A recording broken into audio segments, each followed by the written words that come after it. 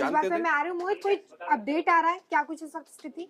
देखिए, इस वक्त सबसे बड़ी स्थिति जो है, दुष्यंत चौटाला यहाँ पर पीछे चल रहे हैं और बड़ी बात ये भी है, तमाम आपको सीटों के एक बार समीकरण बता देते हैं और सीटों के साथ खास तौर से पार्टियों के भी समीकरण बता देते हैं। यहाँ पर बीजेपी 29 सीटों पर आगे चल रही है तो कांग्रेस 32 सीटों पर हरियाणा में आगे है। इसके साथ ही साथ अगर हम बात करें, जेजेपी 0 पर है और इसके अलावा आईएनएलडी 2 सीटों पर यहाँ पर आगे और अदर्स यानी कि जो निर्दलीय के तौर पर अगर हम देख रहे हैं तो 1 सीट पर यहाँ पर निर्दलीय भी हरियाणा में आगे बने हुए हैं। आपको बता दें कि यहाँ पर 90 में से एक कम 90 यानी कि 89 सीटों पर जो है कांग्रेस ने चुनाव लड़ा और एक जो है उन्होंने सीपीआई को दी सीट। और यहाँ पर बड़ी बात यह है कि अगर हम दूसरी तरफ जम्मू कश्मीर के आंकड़े देखें तो जम्मू कश्मीर में 66 सीटों के अभी तक रुझान जो आपको स्क्रीन पर दिखाई देंगे। इन 66 सीटों में सबसे बड़ी चीज है कि बीजेपी 24 पर लीड लेती हुई दिखाई दे रही है। 24 सीटें यानी कि एक बहुत बड़ा आंकड़ा जम्मू कश्मीर में बीजेपी की तरफ से बनता हुआ दिखाई दे रहा है। इसके अलावा अगर हम देखें तो खास तौर पर कांग्रेस पार्टी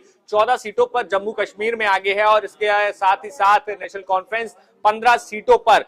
तो यहां पर 29 सीटों पर यानी कि इंडिया गठबंधन 29 सीटों पर आगे है, 24 सीटों पर भारतीय जनता पार्टी आगे है, पीडीपी 4 सीटों पर आगे दिखाई दे रही है और इसके अलावा यहां पर 9 सीटों पर निर्दलीय यानी कि जो अदर्स पार्टियां हैं 9 सीटों पर यहां पर निर्दलीय के तौर पर खड़े हुए आगे दिखाई दे रहे हैं। और तमाम सीटों का हम एक एक आपको समीकरण बता रहे हैं। आपको बता दें कि यहां पर हरियाणा में लगभग सुबह से ही वोटिंग शुरू हो गई और शुरुआत में जिस तरीके से पोस्टल बैलेट के रुझान सामने आए हैं और लगभग 11 से 12 बजे तक जैसा कि हम चर्चा कर रहे थे कि यहां पर स्थिति साफ होती हुई दिखाई दे जाएगी। और बड़ी चीज यह है कि अभी तक के फिलहाल के अपडेट के मुताबिक दोनों ही राज्यों में नेक टू नेक फाइट होती दिखाई दे रही है कि कौन किसके हाथ में सत्ता की चाबी आएगी। बड़ा अपडेट ये भी है मोहित यहाँ पर कि हरियाणा में मुख्यमंत्री की सीट को छोड़कर जो बाकी सारे मंत्री हैं वो अपनी अपनी सीट से पीछे चल रहे हैं। जी, ऐसा मेरे पास भी एक अपडेट है कि जो है नायब सिंह सैनी आगे चल रहे हैं, बाकी जितने मंत्री हैं वो सभी पीछे चल रहे हैं। तो ये अगर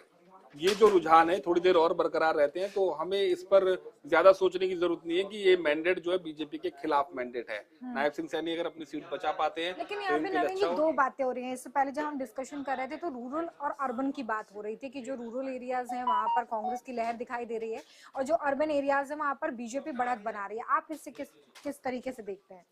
मुझे लगता है कि बीजेपी अर्बन एरियाज की पार्टी जो हम लोग मान करके चलते हैं कि अर्बन के अंदर बीजेपी का काफी अच्छा रुझान है और ग्रामीण क्षेत्रों के अंदर कांग्रेस अपनी पकड़ मजबूत करके आई है। लेकिन इस बार के जो मुद्दे हैं वो अर्बन और ग्रामीण दोनों के बराबर के मुद्दे हैं। किसान जो है उसका बेटा शहर में नौकरी करता है और उसका बेटा फौज में भी जाता है। और उसका बेटा शहर में जाकर के पहलवानी भी करता है और देश के लिए मेडल भी लाता है। तो यहाँ जो मुद्दे हैं वो हरियाणा प्रदेश जो है वो शहर और गांव के बीच डिवीजन नहीं है इतना बड़ा वहां पर, क्योंकि वहां एक किसान परिवार से व्यक्ति फौज में भी है और उस किसान परिवार से व्यक्ति डीटीसी के अंदर या हरियाणा रोडवेज में नौकरी में भी है।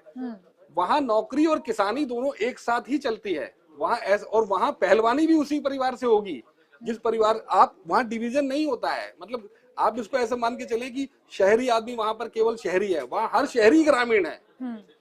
वो बिल्कुल उनका एरियाज में सेटल्ड है और वहां पर काम करें। लेकिन आप गिन के देखिए ना, वहां पर ओवरऑल आप देखें तो गुरुग्राम एक ऐसा शहर है जिसमें मल्टीनेशनल कंपनीज बहुत सारी हैं, जहां पर जॉब बहुत सारी हैं, लेकिन वहां जॉब करने वाले लोगों में हरियाणा के लोग ही नहीं, दिल्ली से ज्यादा आबादी के लोग वहां पर हैं नौकरी करने वाले।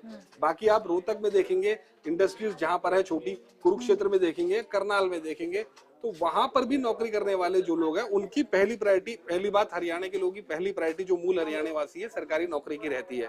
सरकारी नौकरी के लिए वो चाहे वो हरियाणा रोडवेज में करे, चाहे दिल्ली पुलिस में करे, चाहे दिल्ली डीटीसी में करे। आप देखेंगे पुराना दिल्ली के अंदर जितने महकमे थे उसमें हरियाणा के लोग बहुत अच्छी खासी आबादी में भर्ती होते थे। तो उनका फोकस जो है वो सरकारी नौकरी पर रहता है और किसानी उनके घर की है और पहलवानी जो है वो भी घर की है। तो ये डाइवर्सिफाई करना काफी मुश्किल हो जाता है, बड़ा मुश्किल है ये, क्योंकि वहां का मैंडेट जो है आप देखेंगे वहां का मैंडेट जो आएगा वो सिर्फ मुद्दों का मैंडेट है। वो उन मुद्दों पर चुनाव लड़ा गया है जिसको लेकर के कांग्रेस पार्टी चली और विपक्षी दलों ने उन मुद्दों को उठाया। मोहित, अभी विनेश फोगाट की सीट पर क्या अपडेट? देखिए, अभी आपको सीट वाइज अपडेट बता दें कि लाडवा की सीट पर सीएम सैनी जो है वो आगे चल रहे हैं। इसके अलावा कालका से कांग्रेस के जो प्रदीप चौधरी हैं वो भी आगे हैं। इसके अलावा जुलाना से कांग्रेस की जो विनेश फोगाट हैं वो आगे चल रही हैं। इसके साथ ही साथ नारनौंद से बीजेपी के कैप्टन अभिमन्यु जो हैं वो पीछे चल रहे हैं। बड़े ये नेता बड़ी है खबर है। कैप्टन अभिमन्यु पीछे। मैं जानता हूं कि 2014 के चुनाव के अंदर कैप्टन अभिमन्यु का नाम मुख्यमंत्री की रेस में था।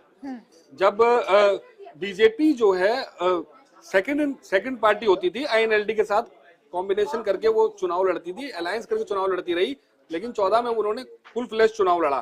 तो हवा एक ऐसी थी क्योंकि मोदी चुनाव जीत चुके थे केंद्र में, तो उसके बाद वहां एक हवा थी कि यहाँ हरियाणा में बीजेपी आएगी। तो उस वक्त मुझे याद है कि मुख्यमंत्री के चेहरों के अंदर जो अनिल विज का नाम है, उन्हीं में से एक नाम जो है कैप्टन अभिमन्यु का भी था कि ये भी मुख्यमंत्री बन सकते हैं। और आज उसके बाद खट्टर